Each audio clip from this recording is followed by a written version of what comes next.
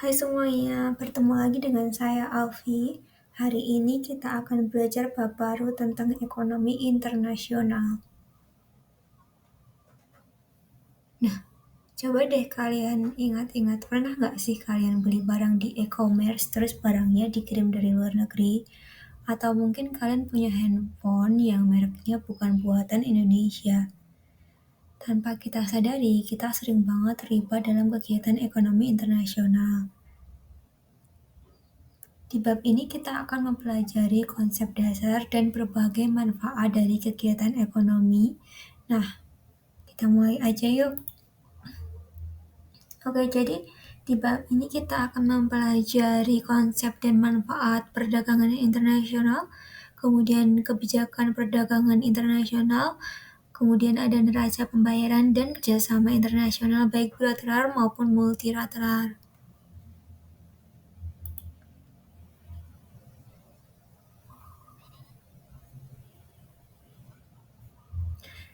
Nah, sebelum kita masuk lebih dalam, coba jawab pertanyaan di slide ini dalam hati kalian ya. Pernah nggak sih kalian beli barang dari luar negeri secara online? Kenapa kalian lebih memilih beli dari luar negeri? Nah, tanpa kita sadari, tindakan sederhana itu udah menunjukkan kalau kalian ikut andil dalam perdagangan internasional loh. Jadi nanti kita akan membahas istilah-istilah penting kayak perdagangan internasional, ekspor, impor, tarif kuota, dan lain-lain.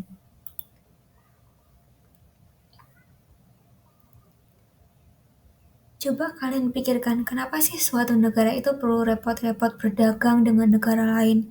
Bukannya lebih enak kalau semua kebutuhan bisa dipenuhi sendiri di dalam negeri? Nah sayangnya kenyataannya nggak sederhana itu guys. Ada banyak alasan kenapa perdagangan internasional itu penting. Salah satunya seperti yang ada di pertanyaan slide ini. Kalau suatu negara nggak bisa menghasilkan barang yang dibutuhkan masyarakatnya, gimana caranya biar warganya tetap bisa punya barang itu? Jawabannya adalah melalui perdagangan internasional.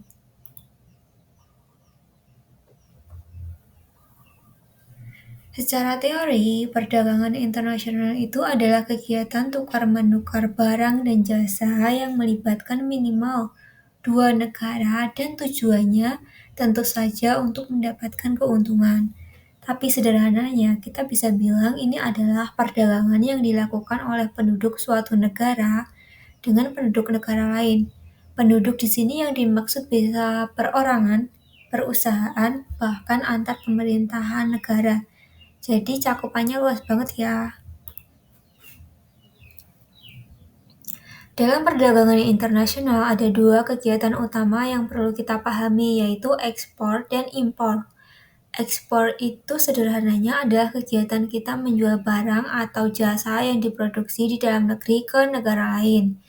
Nah, kalau impor itu kebalikannya, yaitu kegiatan kita membeli barang atau jasa dari negara lain atau dari pasar global.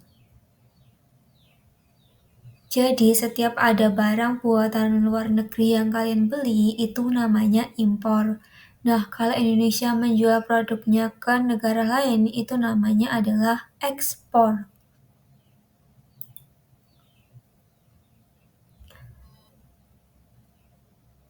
Kenapa sih perdagangan internasional itu penting buat suatu negara? Nah, yang pertama dengan berdagang kita bisa menjalin hubungan baik dan persahabatan dengan negara lain. Kedua, negara juga bisa dapat penghasilan tambahan dari bea impor, pajak barang mewah, dan cukai barang-barang tertentu. Yang paling penting nih, kita bisa memenuhi kebutuhan barang atau sumber daya yang memang nggak bisa kita produksi sendiri di dalam negeri. Selain itu, perdagangan internasional juga membuka peluang pasar yang lebih luas, yang artinya keuntungan buat para pengusaha juga bisa bertambah. Nah, ternyata manfaatnya nggak sampai situ aja.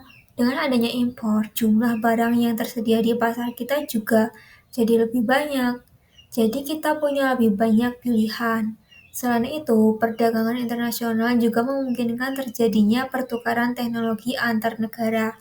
Kita bisa belajar teknologi baru dari negara lain dan sebaliknya, yang akhirnya bisa mempercepat pertumbuhan ekonomi kita.